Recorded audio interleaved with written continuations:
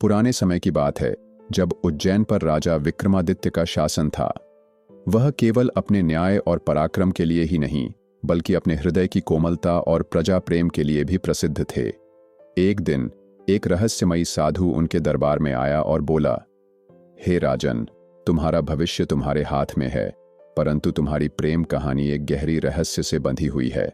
क्या तुम अपने भाग्य को स्वीकार करोगे? राजा विक्रमादित्य, जो किसी भी चुनौती से पीछे नहीं हटते थे, ने साधु की बात सुनते ही हामी भर दी।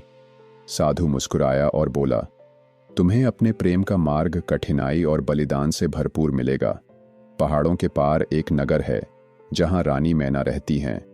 वही तुम्हारी जीवन संगिनी बनेंगी, परंतु उनके नगर तक पहुंचने का मार्ग रहस्यों और खतरों से भरा हुआ है। राजा विक्रमादित्य ने तुरंत अपनी यात्रा शुरू कर दी। मार्ग में उन्हें एक झील मिली, जिसमें एक अद्भुत सुंदर आकृति दिखाई दी। यह आकृति किसी और की नहीं, बल्कि रानी मैना की थी, जो एक जादुई प्रतिमा की तरह झील में प्रतिबिंबित हो रही थी। राजा ने उसे देखते ही प्रण कर लिया कि वह किसी भी कीमत पर रानी मैना को अपनी रानी बनाएंगे। दूसरी ओर रानी मैना अपने महल में अजीब सपने देख रही थीं। हर रात उन्हें एक अजनबी योद्धा दिखाई देता, जो उनका नाम पुकारता। वह समझ नहीं पा रही थीं कि यह कोई संकेत है या किसी अनहोनी का पूर्वाभास।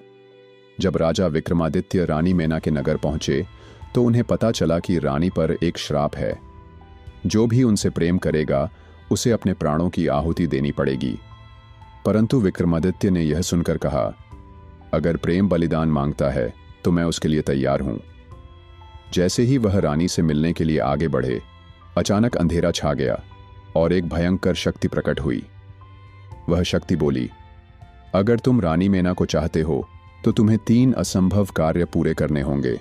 अगर तुम असफल हुए, तो तुम भी इस श्राप का हिस्सा बन जाओगे। अगला भाग देखने के लिए वीडियो को लाइक और चैनल को सब्सक्राइब करें। मिलते हैं।